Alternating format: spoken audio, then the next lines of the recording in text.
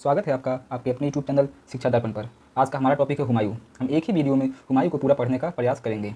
आइए देखते हैं हुमायूं का प्रथम कार्यकाल। प्रथम कार्यकाल इसका 1530 से 1540 तक रहा, क्योंकि 1540 में शेरशाह द्वारा यह कन्नौज के युद्ध में हार गया और हारने के बाद हुमायूं जो है भारत छोड़ करके चला गया। उसके बाद 1540 से 1554 तक सूरी वंश का शासन दिल्ली पर रहा। फिर हुमायूं 1555 ईस्वी में पुनः दिल्ली की गद्दी प्राप्त करता है और पुनः अपना शासन चालू करता है। इसलिए इसके दो शासनकाल थे, एक था 1530 से लेकर 1540 ईस्वी तक और दूसरा इसका जो शासनकाल था वो था 1555 से 1556 ईस्वी तक। आइए इसके बारे में कुछ महत्वपूर्ण जानकारी हम देखते हैं। सबसे पहले हम देखेंगे हुमायूं का जन्म एवं जन्म स्थान। तो हुमायूं का जन्म जो था वो 6 मार्च 1508 ईस्वी में हुआ था और कहाँ पर हुआ था? काबुल में। काबुल इसमें अफगानिस्तान में पड़ता है। तो हुमायूं का जन्म 6 मार्च 1508 ईस्वी में काबुल में हुआ था। इसके बारे में कुछ और महत्वपूर्ण तथ्य है कि हुमायूं जब 12 वर्ष की आयु में था तो उसे बदख् खां का सूबेदार बनाया गया। हुमायूं को 12 वर्ष की आयु में बदख्शां का सूबेदार बनाया गया। कहाँ का सूबेदार बनाया गया? तो बदख्शां का सूबेदार। क्वेश्चन आता है कि हुमायूं को कहाँ का सूबेदार बनाया गया था, तो आपका जवाब रहेगा बदख्शां का सूबेदार। इसका जब राज्याभिषेक हुआ तो राज्याभिषेक के समय इसके बहुत सारे दुश्मन हुए, तो उन दुश्मनों को हटाने के लिए हुमायूं ने सैन्य अभियान किया। कौन कौन से सैन्य अभियान किए हैं? आइए हम समरी में देख लेते हैं हम क्या क्या पढ़ेंगे।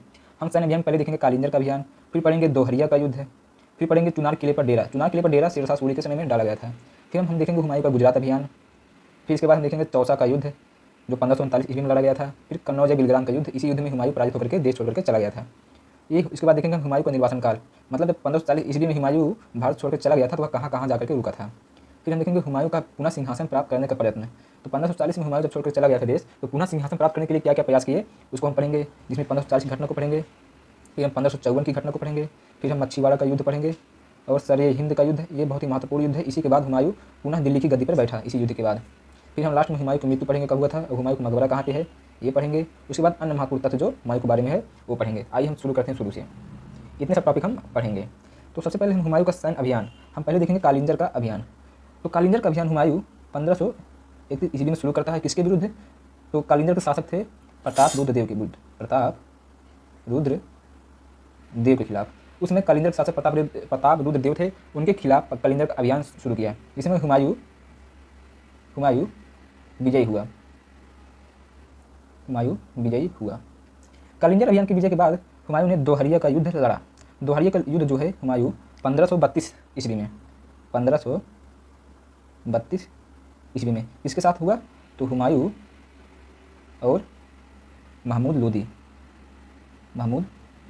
के बीच हुआ। यह कहाँ पर हुआ? दोहरिया नामक स्थान पर यह युद्ध हुआ। इस दोहरिया के युद्ध में महमूद लोदी की मृत्यु हो गई।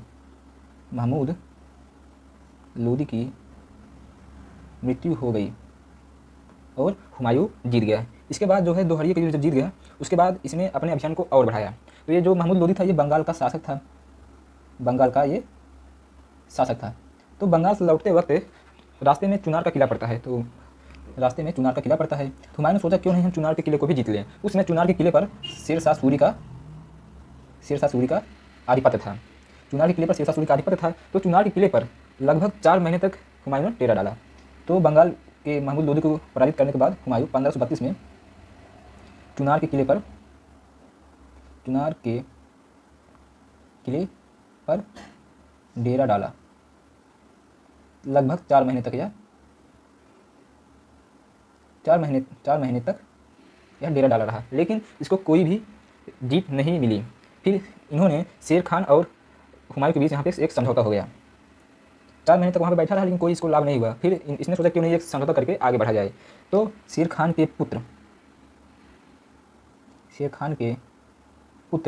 कुतुब खान को एक अफगान सैनिक टुकड़ी के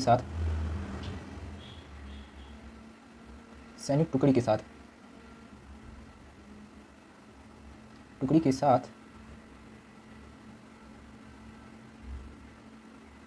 हुमायूं के पास समझौता करने के लिए भेजा। किसने भेजा? शेरशाह ने करने के लिए भेजा। यह 4 महीने तक वहीं बाहर बैठा रहा कि शेरशाह अब निकलेगा, शेरशाह अब निकलेगा, लेकिन शेरशाह निकला नहीं। जब शेरशाह निकला नहीं तो वह 4 महीने तक वहीं बैठा रहा। तो देखा कुछ फ़ायदा हो नहीं रहा, तो इसने सोचा कि उन्हें समझौता कर लिया जाए। तो शेर खान ने अपने पुत्र कुतुब खान को एक सैन्य टुकड़े के साथ हुमायूं के पास समझौता करने के लिए भेजा। यहाँ पर समझौता हो गया, फिर जो हुमायूं वहाँ से चला गया। अब हम देखेंगे हुमायूं का गुजरात अभियान। हुमायूं का गुजरात अभियान 1535 ईस्वी में चालू हुआ। 1535 ईस्वी में हुमायूं और गुजरात के शासक बहादुर शाह, गुजरात के शासक बहादुर शाह के मध्य सारंगपुर में, कहाँ पे हुआ? सारंगपुर में संघर्ष हुआ। जिसमें हुमायूं के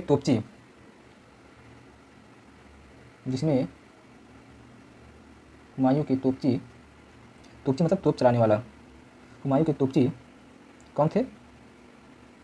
रूमी खां।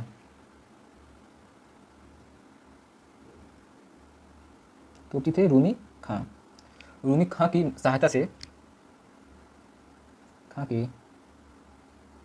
से बहादुर शाह को पराजित कर दिया। हुमायूं ने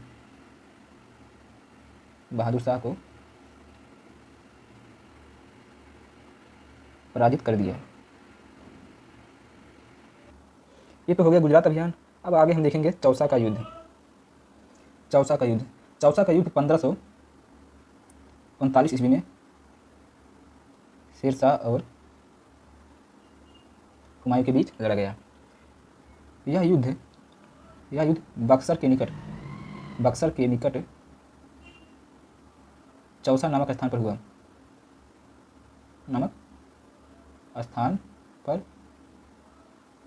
इस युद्ध में हुमायूं बुरी तरह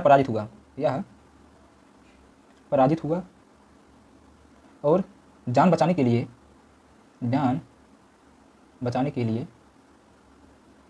गंगा नदी में कूद गया। और जब यह गंगा नदी में कूद गया तो इसकी जो जान है, इसकी जान निजाम नामक एक नाविक ने बचाई। निजाम, इसको हम हाईलाइट कर देते हैं। निजाम को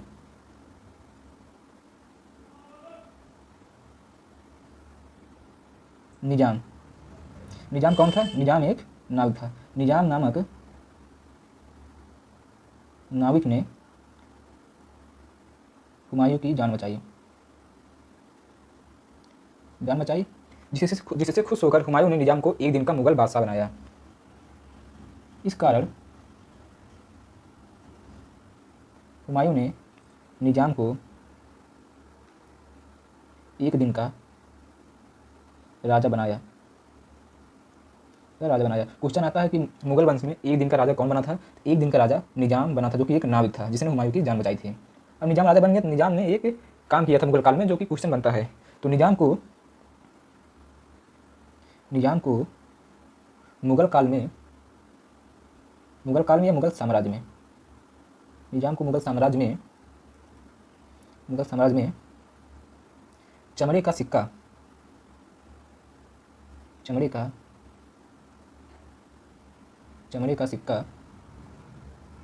जारी करने का श्रेय दिया जाता है।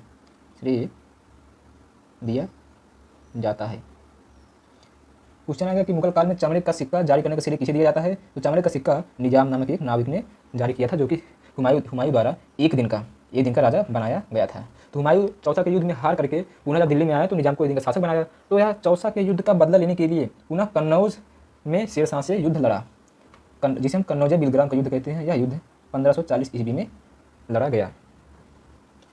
यह युद्ध शेरशाह वर्सेस हुमायूं के बीच लड़ा गया। इस युद्ध में हुमायूं पराजित हुए और हिंदुस्तान की सत्ता एक बार पुनः अफगानों के हाथों में आ गई। अफगानों के हाथों में आ गई। इसके पहले सल्तनत काल में लोधी वंश की सत्ता जो है अफगान, वो भी अफगान थे, उनकी सत्ता आई थी और ये दोबारा जो है शेरशाह नामक अफगान ने पुनः हिंदुस्तान में सत्ता स्थापित कर ली। तो इस युद्ध के बाद हुमायूं जो है भारत छोड़ कर चला गया। इसीलिए यहाँ ऊपर देखेंगे इसका प्रथम कार्यकाल 1530 से लेकर 1540 तक रहा। 1540 के बाद शेरशाह सूरी ने सूर्य वंश की स्थापना की और 1554 तक सूर्य वंश का शासनकाल रहा। आइए हम देखेंगे कि जब वह 1540 में हुमायूं देश छोड़कर चला गया तो उसके साथ क्या क्या घटनाएं हुई, जिसे हम हुमायूं का निर्वासन काल के नाम से जानते हैं। निर्वासन काल में हुमायूं ने 1541 ईस्वी में हमीदा बानो से निकाह किया। हमीदा बानो से निकाह किया और उसके बाद अमरकोट के शासक अमरकोट के शासक उस समय कौन थे, इसको हम हाईलाइट कर देते हैं, बीरसाल। अमरकोट के शासक बीरसाल के यहाँ शरण लिया और यहीं पर 1542 में अकबर का जन्म हुआ। यहीं पर 1542 में अकबर का जन्म हुआ। अब क्वेश्चन आता है कि अकबर का जन्म कहाँ पर हुआ था। तो अकबर का जन्म 1542 ईस्वी में बीरसाल जो कि अमरकोट के शासक थे उनके यहाँ हुआ था। अकबर का जन्म 1542 ईस्वी में अमरकोट में हुआ था। अब आगे हम देखेंगे हुमायूं द्वारा पुनः सिंहासन प्राप्त करने का क्या क्या प्रयास किया गया। अब देखेंगे 1545 की घटना। 1545 ईस्वी में हुमायूं ईरान में रहा। कहाँ पे रहा, इसको हम हाईलाइट कर देते हैं।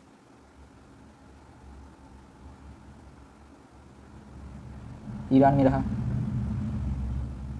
और वहाँ के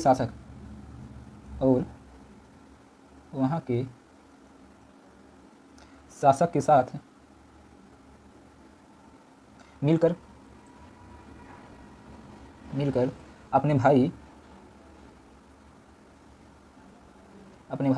कामरान की हत्या करवा दी।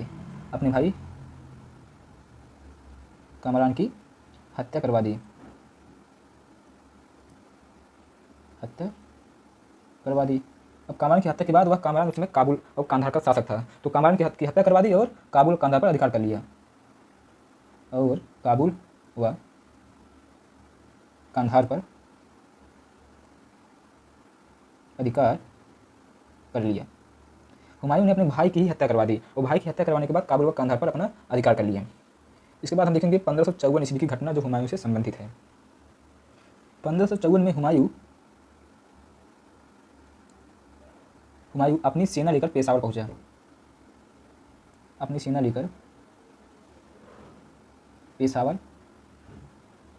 पहुंचा। और पेशावर पर अधिकार कर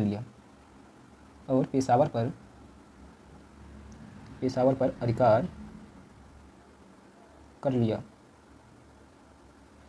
फिर इसके बाद देखेंगे हम मच्छीवाड़ा का युद्ध जो हुमायूं से संबंधित है। तो मच्छीवाड़ा का युद्ध 1555 ईस्वी में हुआ। इसके बारे में हम देखेंगे कि 1555 में लुधियाना से 19 मील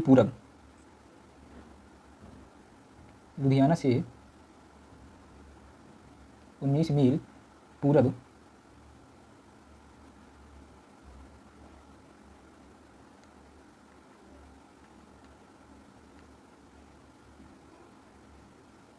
पूर्व में सतलज नदी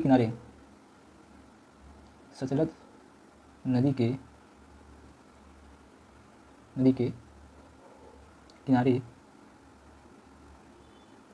हुमायूं और अफगान सरदार के किनारे किनके मध्य हुआ था, हुमायूं और अफगान सरदार हैबत खां के मध्य हुआ। हैबत खां के मध्य युद्ध हुआ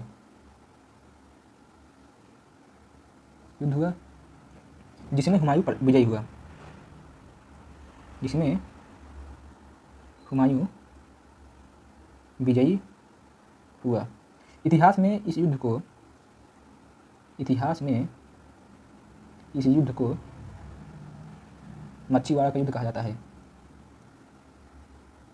मच्छीवाड़ा का युद्ध कहा जाता है। अब लुधियाना के निकट जो है वो हैबर खां को हरा दिया। उसके बाद इसका अगला युद्ध हुआ सर ये हिंद का युद्ध। इसी युद्ध के बाद पुनः हुमायूं ने भारत पर अपना आधिपत्य स्थापित किया। तो हम इसमें देखेंगे सर ये हिंद के युद्ध में क्या क्या हुआ। 1555 ईस्वी में सूर्यवंश के अंतिम शासक इसलिए कहेंगे क्योंकि इस युद्ध में वह हार गया और उसकी मृत्यु हो गई।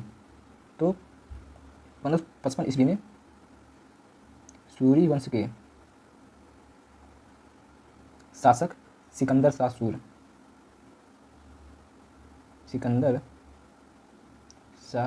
सूर और हुमायूं के सेनापति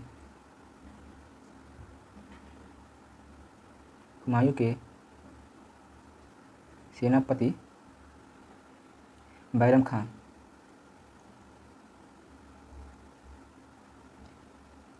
खां के मध्य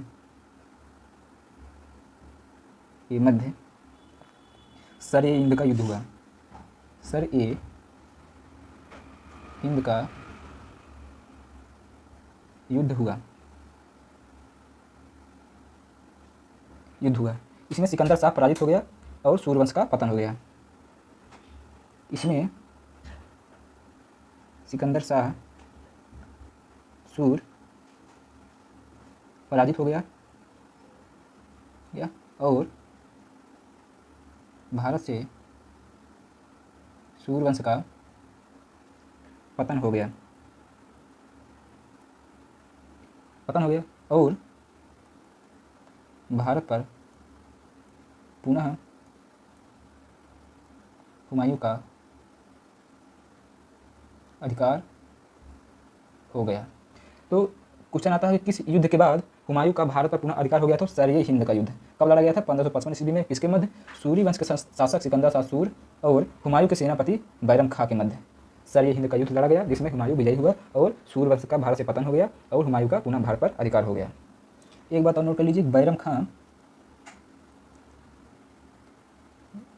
खां हुमायूं को काबुल में मिला था।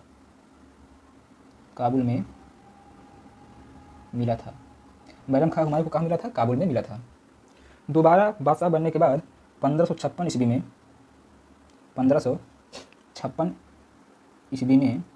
दीन पनाह भवन जिसे शेर मंडल भी कहते हैं,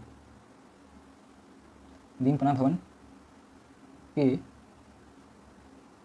पुस्तकालय की सीढ़ियों से गिरकर मृत्यु हो गई। अब हम देखेंगे हुमायूं का मकबरा। इसकी कब्र पर ईरानी संस्कृति का प्रभाव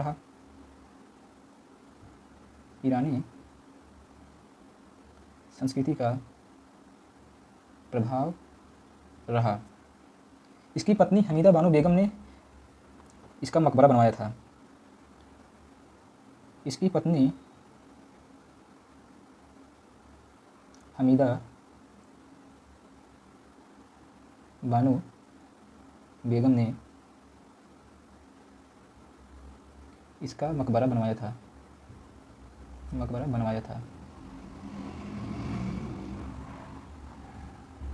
हुमायूं के मकबरे का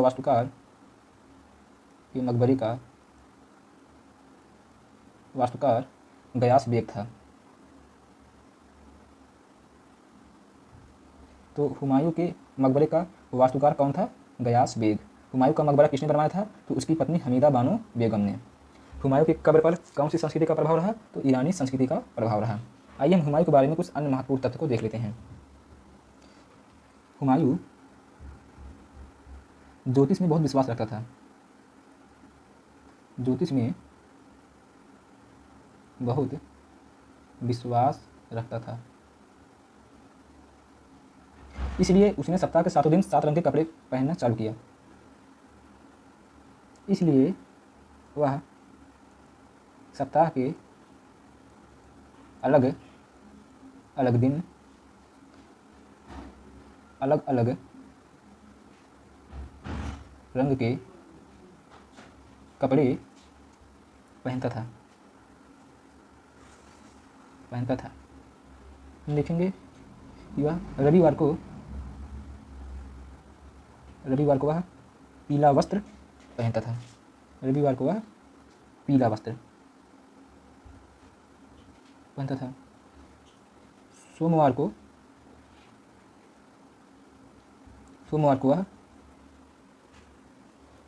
वह सफ़ेद वस्त्र पहनता था। और शनिवार को वह काले वस्त्र पहनता था। तो इसी के साथ हमारा जो हुमायूं टॉपिक कंप्लीट हुआ। इसी के आगे पढ़ने के लिए आप हमारे चैनल को सब्सक्राइब करें और PDF प्राप्त करने के लिए हमारे टेलीग्राम चैनल को ज्वाइन करें। Thank you.